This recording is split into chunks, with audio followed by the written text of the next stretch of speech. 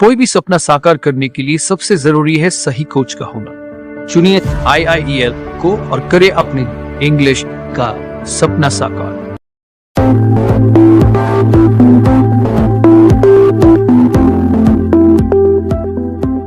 LETTERS लिखिएगा, letters. English language में letters की तादाद 26 है। कितनी है बताओ? इंग्लिश लैंग्वेज में लेटर्स की तादाद गाइस 26 है। हाँ, जब चंद हुरूफ को आपस में मिलाएंगे तो क्या बनेगा? वर्ड्स बनेगा। अब जो ये वर्ड्स बनते हैं, इनकी तादाद कितनी है? वर्ड्स के इंग्लिश लैंग्वेज में वर्ड्स की तादाद कितनी है? तो मोर देन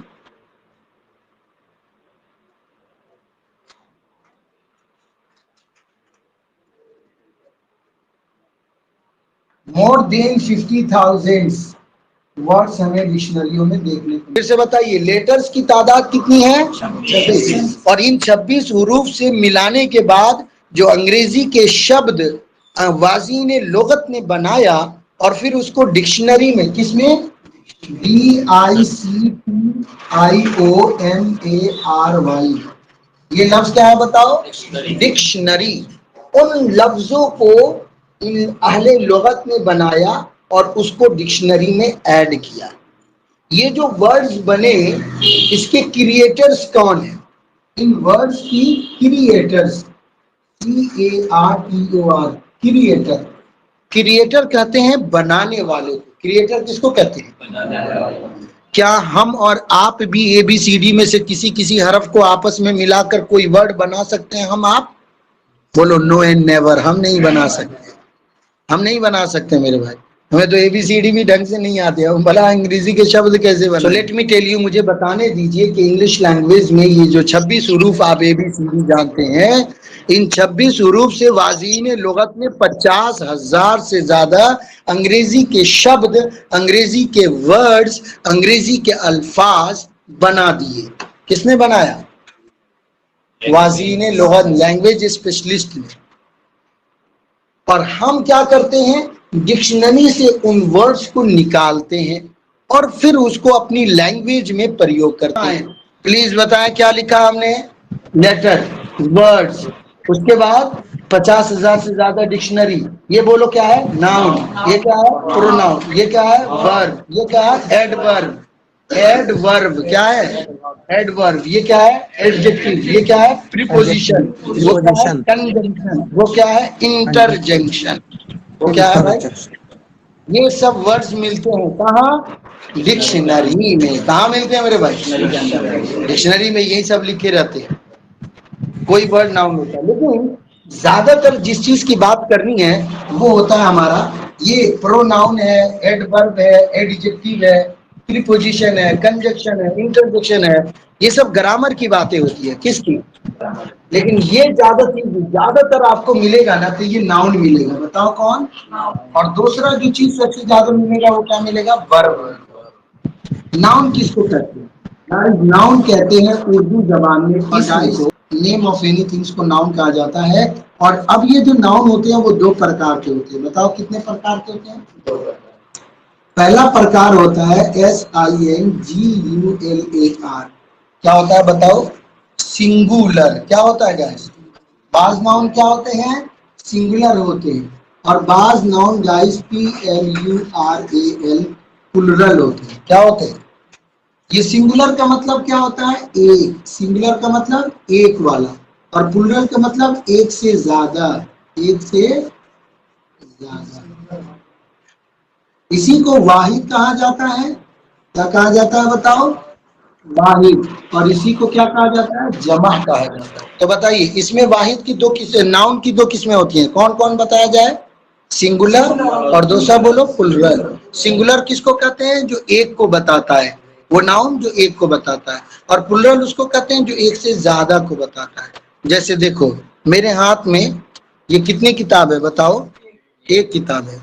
तो इसके लिए हम लाएंगे बुक। क्या लाएंगे? तो बुक क्या होगा? सिंगुलर होगा। और अगर मैं दो किताबें शामिल कर दूं इस तरह, दो हो या दो से ज्यादा। अब ये बोलो बुक है या बुक्स है? बुक्स है। और ये बुक्स क्या हो गया? प्लुरल हो गया। ये लो। अब दूसरी बात वर्ब के बारे में समझो। ये जो डिक्शनरी में अंग्रेज लोग या वाजीने लोग डिक्शनरी में वर्ब बनाते हैं, वर्ब कहते हैं काम को। बोलो वर्ब किसको कहते हैं? हिंदी के हिसाब से क्रिया को कहते हैं। किसको कहते हैं? क्रिया। उर्दू के हिसाब से इसको कहते हैं काम को। किसको? काम को। अरबी के हिसाब से इसे कहते हैं फ़ियाल। वर्ब फ़ियाल को कहते हैं। तो मेरी बात समझो, इंग्लिश लैंग्वेज में ए से लेकर जेड तक जितने भी काम होते हैं, जैसे कि उठना, बैठना, लिखना, पढ़ना, बोलना, कैसे पहचानोगे कि ये काम है? तो इसके लिए ना ढूंढ लेना। क्या बोलो? अगर ना पाया गया तो समझ जाओ कि वो वर्ब है। क्या है? जैसे जाना, खाना, पीना, लिखना, पढ़ना, बोलना, काम करना, कंप्यूटर चलाना, गाड़ी चलाना, सब में ना आ रहा है कि नहीं आ रहा है? ये सब काम होते हैं। काम दिखता नहीं है। क्या होता है भाई? काम का जिस्म नहीं होता है, बल्कि नाउन का जिस्म होता है। देखो बोतल, बोतल एक नाउन है और इसका एक जिस्म है। लेकिन बोलना का कोई जिस्म है? अरे बोलना, बोलना, मैं बोलना एक काम है, पढ़ाना एक काम है, पढ़ा रहा हूँ। इसका कोई जिस्म है क्या? नहीं, इसका जिस्म नहीं होता है। जिस्म किसका होता है? नाउन का होता है। काम को तो बस महसूस किया जाता है। ठीक है गाइस? किया जाता है, महसूस किया जाता है। तो काम के लिए जो अंग्रेजी में वर्ड आएंगे, क्या आएंगे जल्दी से बताइए? जो वर्ड आएंगे, उन वर्ड में से जो अंग्रेज लोग डिक्शनरी में डालते हैं उसको कहते हैं बेस फॉर्म। क्या कहते हैं जल्दी बताओ? Base form. BAS base, FORM form. ये क्या हो जाएगा बोलो? Base form. बेस फॉर्म कौन से काम कहते हैं बताओ? जो डिक्शनरी में मिलता है। अब हमारा काम क्या है कि हम आपको इंजीनियर बना दे रहे हैं। क्या चीज बनने का?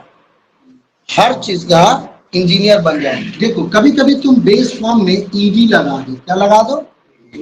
कभी बेस फॉर्म में ING लगाया जाता है, कभी बेस फॉर्म में S या ES लगाया जाता है। बोलो। और कभी बेस फॉर्म में ER लगा दिया जाता है। Now tell me hurry up. बताइए बेस फॉर्म में कितने तरीके से काम किए जा सकते हैं? जल्दी से बताओ। बेस फॉर्म में ED लगाया जा सकता है। तो जैसे ED पर लगाओगे तो शक्ल बदल जाएगी। क्या होगी बताओ? फर्स्ट और आवाज बंद। बेस फॉर्म के अंदर कभी ING लगा देते हैं आप। क्या लगा देते हैं? जब ING लगाते हैं तब भी शक्ल अलग हो जाती है, अलग तरीके का वर्ब बन जाता है। कभी कभी S या ES लगा देते हैं, कभी ER लगा देते हैं। ऐसा कैसे होता है मैं करके दिखाऊंगा। मान कर चलो मेरे भाई कि एक लफ्ज है वर्क। क्या लफ्ज है? तो डिक्शनरी ने वर्क को बताया और कहा कि वर्क का मतलब होता है काम करना। वर्क का मतलब क्या होता है? अब डिक्शनरी ने हमको बेस फॉर्म दे दिया। जैसे देखो, एक बढ़ई को अगर लकड़ी मिल जाए तो वो तरह तरह के सामान बना सकता है कि नहीं बना सकता? एक लोहार को अगर लोहा मिल जाए तो वो तरह तरह के लोहे के सामान बना सकता है कि नहीं? एक गोल्ड स्मिथ सोनार को अगर क्या मिल जाए बताओ? सोना मिल जाए तो वो डिजाइन डिजाइन की चीजें बना सकता है कि नहीं बना सकता?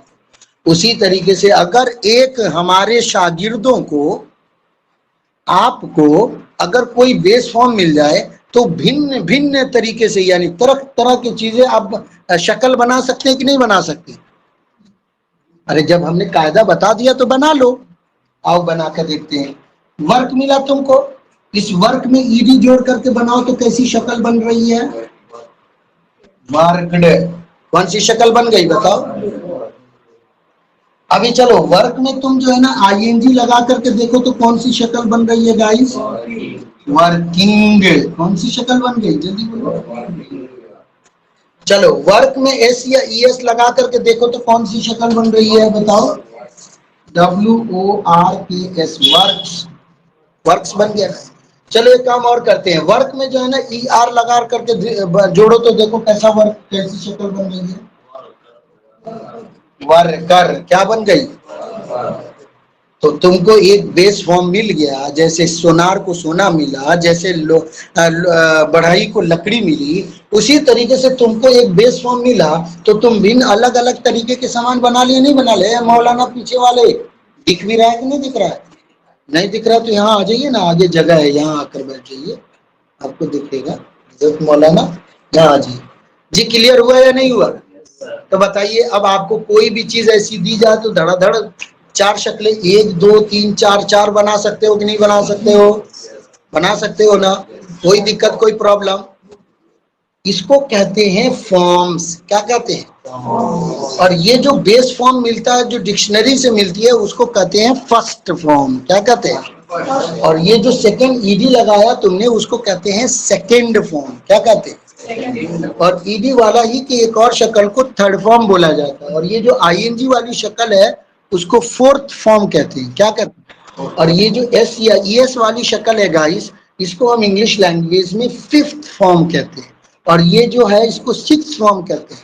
तो कुल मिलाकर अगर आपको कोई भी वर्ब मिले, तो तुम्हारे अंदर एक तो शक्ल मिल जाएगी जो बेस फॉर्म है, जो डिक्शनरी देगा, और हम अपने अंदर उसके अंदर अमल करके उसमें बढ़ा चढ़ा करके लगभग 4-5 शक्लें और भी बना सकते हैं। बना सकते हैं कि नहीं बना सकते?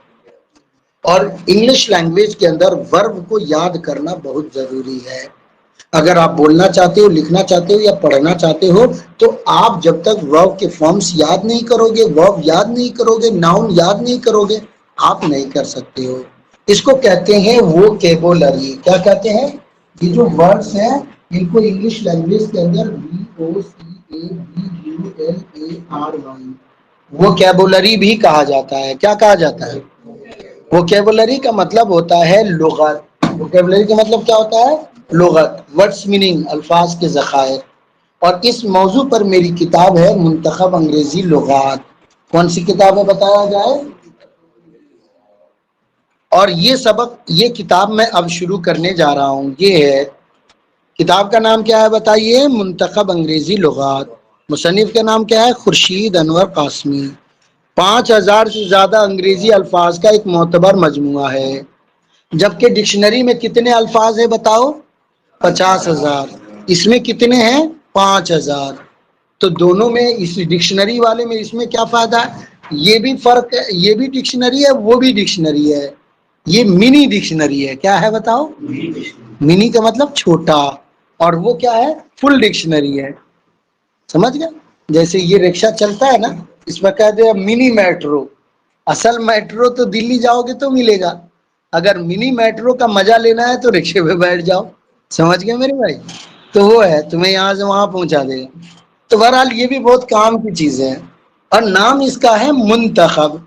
मुंतखब का मतलब सिलेक्टेड। मुंतखब का मतलब क्या होता है? सिलेक्टेड, चुना चुना।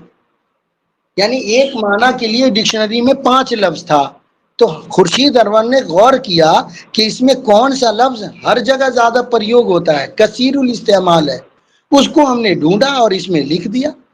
तो 50,000 डिक्शनरी में जो अल्फाज हैं, उसका खुलासा क्या है? 5,000 वाला ये मुंतखब अंग्रेजी लुगात। अब वो 50,000 वाला डिक्शनरी इतनी मोटी होती है, कुरान से भी ज्यादा मोटी। भला कोई ऐसा है जो पूरी डिक्शनरी को हिफ्ज कर ले? अल्लामा कश्मीरी होते तो थोड़ा सोचा जाता, लेकिन वो भी बहुत भाई मुश्किल ही है।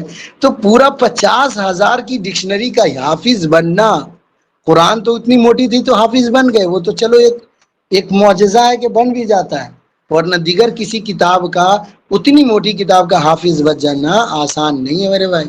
समझ गए? तो 50,000 अल्फाज वाले डिक्शनरी का खुलासा बताओ क्या है? 5,000 वाला खुर्शीद सर की किताब मुंतखब अंग्रेजी लुगात। हाँ, ये है 150। कितने हैं? ये कितने हैं? इसमें कितने सफ़े हैं? 144 सफ़े हैं। इसको हिफ्ज किया जा सकता है। तो इसमें से एक एक सफ़ा आपको सबक मिलेगा, और इसमें से अब आपको याद करने हैं। इसकी हम शुरुआत कराने जा रहे हैं। वादा करो क्या इसका हाफिज बन जाओगे? 90 सबक है इसमें। अगर रोजाना एक एक सबक याद करते हो तो कितना समय लगेगा? 3 महीना। 3 महीने में फिनिश कर देना है।